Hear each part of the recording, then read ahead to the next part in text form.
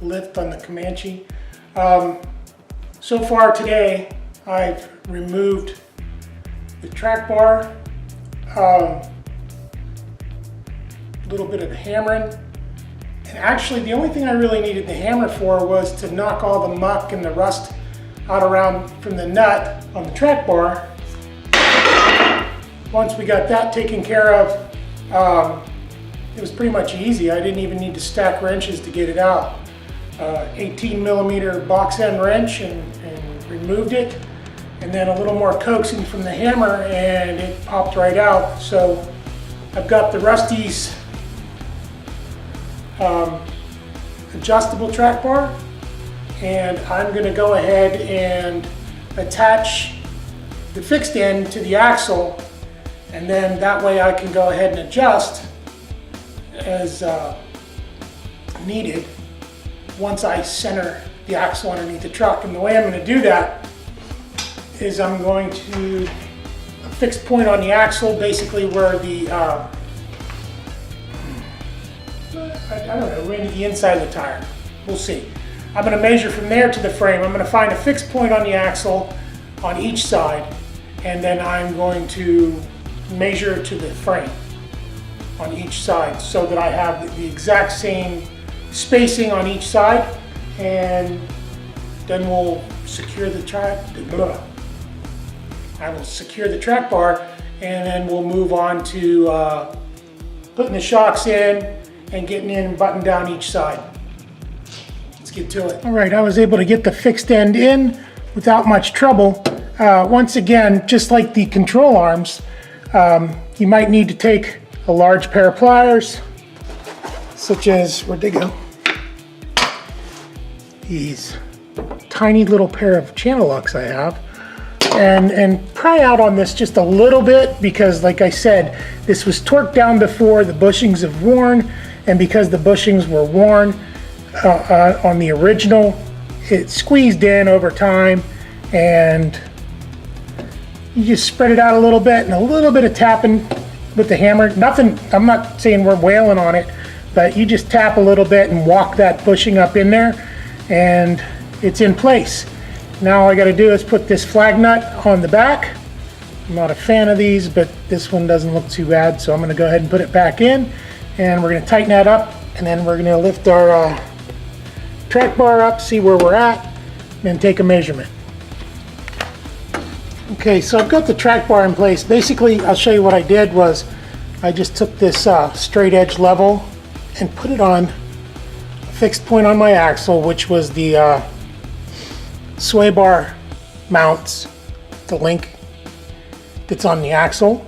And I measured, basically I put it on there and held it flush against it, then measured the distance from the frame to the straight edge.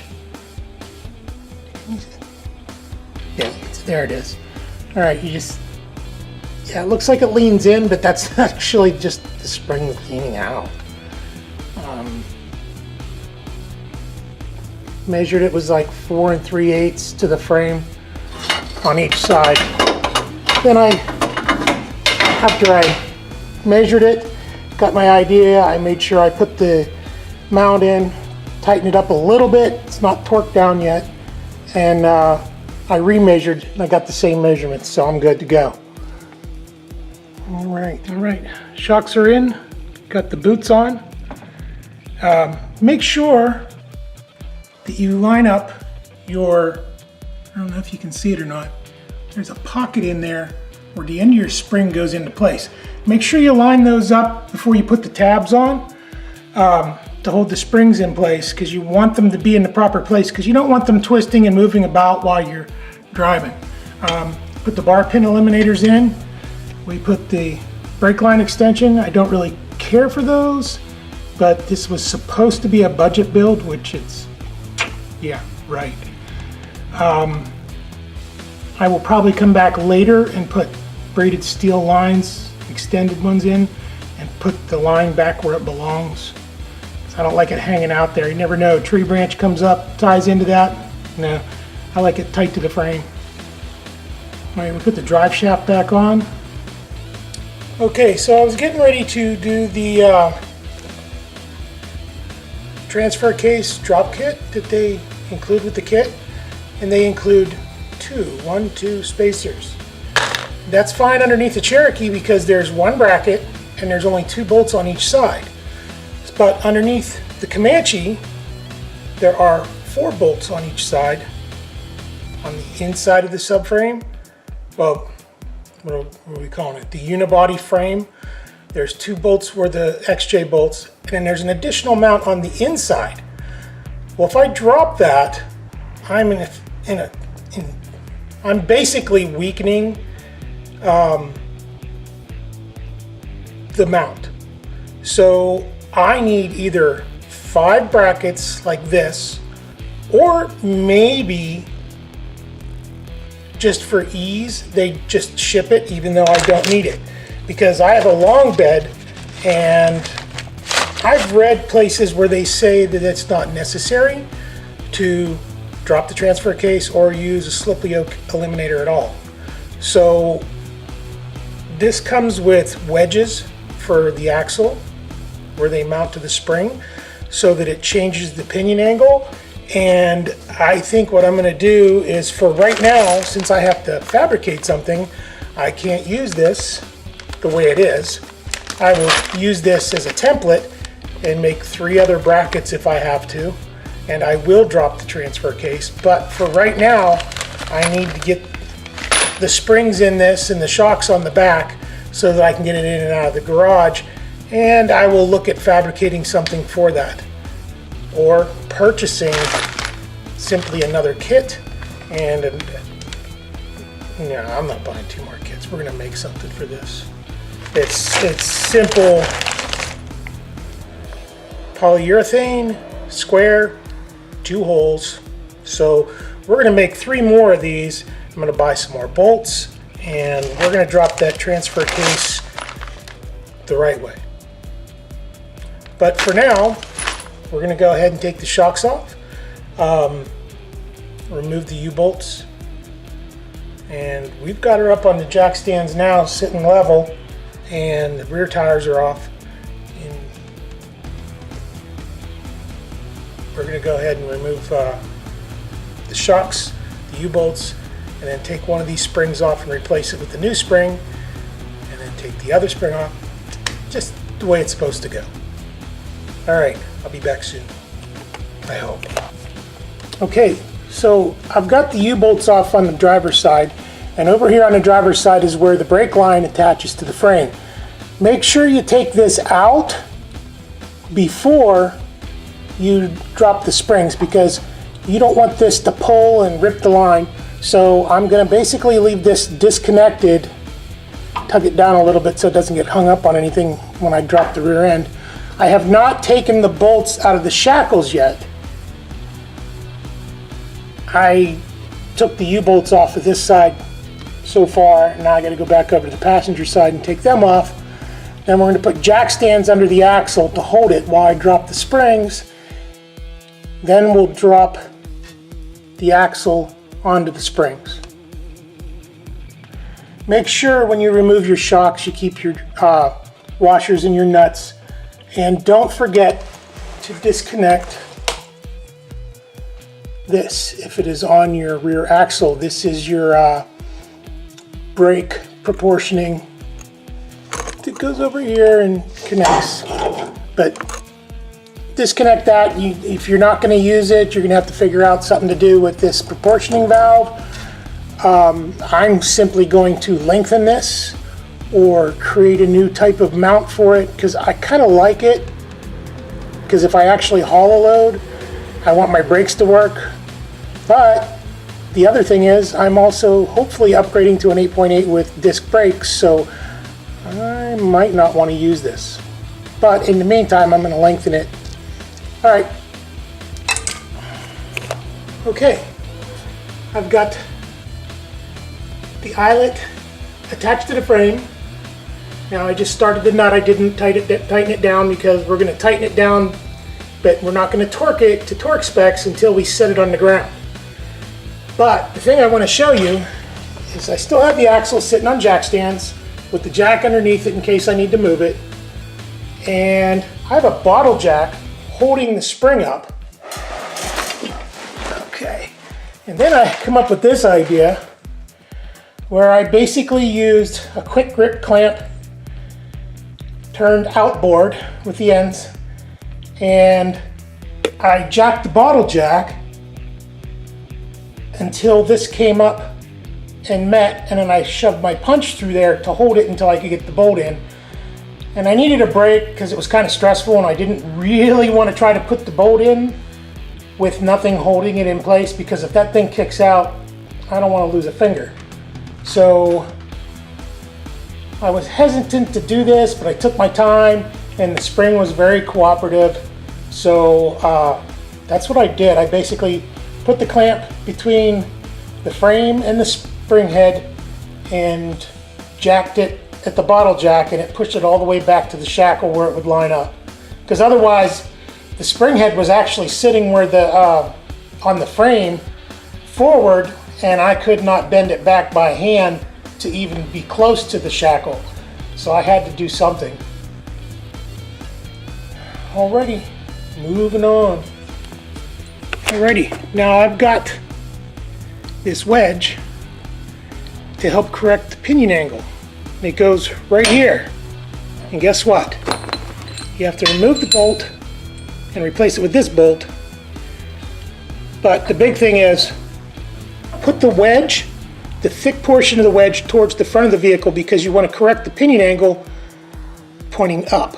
If you put it on the other way, you're just totally destroying your U-joints forever, and that's not smart. I already did it once and had to redo it. Wasn't paying attention, got in a hurry. Might be at a stopping point here real soon because I'm not thinking very well. But I'm going to take this pin out. I'm going to use clamps to hold the springs together. And we're going to put this on, torque it down, and then we're going to cut the excess off. Okay, looks like we're all done. I'll be doing a walk around in a little bit. The only thing I have left to do is go around and torque everything down. And then we're gonna have to start cutting. That front tire already runs. One thing that I do like to do is I will save all my paperwork along with my Haynes repair manual that I happened to find from the Cherokee I owned before. So I will put all the paperwork, all the receipts, all the parts, all the instructions. That way I have all my torque values and everything. If I need to buy a new tie rod end for steering that I purchase and put on, I know what part it is and I know what the replacement part is. That way I just keep all this. That way the next owner, they're more likely to buy the vehicle if you have everything. I plan to swap out the Ford 8.8 into the back eventually, and on the front I'm going to put Grand Cherokee knuckles and brakes to upgrade. So I will just basically start a list of parts, where I got them from, what year the vehicle was I got them off of. That way when I buy brake pads, when I buy whatever, I'm getting the right parts. Alright guys, so that's it. That's the install of the Rusty's 4.5-inch spring kit. Now that's the kit that includes the new springs, and I upgraded to the adjustable extended arms, lower control arms on the front. I did leave off the transfer case drop kit, which was the spacers, because like I said, there were more brackets than there were spacers. And with this being the long bed with the extended drive shaft, I put it together. The rear pinion angle is just about perfect, and the front, I'm not getting any driveline vibration in it, and we'll see how that goes. If it's too bad, I might end up making a drop bracket or drop. I'll figure out some way to drop it, or I'll put the slip yoke on it. Not that I wanted to spend that kind of money, but we'll see how that goes. Things about the kit really wasn't that bad. I've got about 9.5 actual work hours in the garage. Now, when I say work hours, that is a few things I did a couple times because I had issues with it. But for the most part, it was about 9.5 hours by myself in the garage. I did end up doing a little bit of fender flare trimming up in the front, just to clearance it so I could drive it around and get a feel for it. Things left to do are the steering. I'm either going to have to upgrade the steering, or we're going to go with the drop pitman arm. The drop pitman arm, I'm not a fan of that. I'd rather fix the steering so that it works with the stock steering arm. My JK, I'm using the stock steering arm on, and it's lifted 4.5 inches, so it's possible to do that. I'm looking at some upgrades on that. Don't forget, you have to go back once you have it on the suspension and torque down your rear springs, your lower control arms in the front, and anything else that you have torque specs for, that way you weren't setting up and pre-binding or I'm sorry, so that you're not preloading the suspension by tightening it up without a lift, without any weight on it. Like I said, I'm probably going to upgrade the steering, but I need to get this front end aligned before I drive it anywhere. I drove it around the block a couple times just to see if I could get it and drive it, and the tires did rub, so I trimmed it. Obviously, I'm not going to be able to trail ride or go off-road with this or do any kind of flexing until I actually clearance these wheel wells a little more. My intention is to put some aftermarket flares on it. I prefer the flat fender flares. I just like the look of them, and you get a little bit more room. Bushwhacker, they're nice flares, the cutout flares, but I've had those before and they're kind of delicate. You flex into them, your tire gets caught, you end up cracking them. I'm not bad-mouthing Bushwhacker flares by any means, but that's where we're at. So, yeah, and oh yeah, do not forget to grease your new control arms and any other parts that you put on or take off. If you have your steering apart, you should shoot a little grease into it just to make sure. And that front drive shaft is now a good time, since I had it off, to go ahead and grease it, which I did already. All right, that's all I got for right now. Have a nice day, and check out the walk around.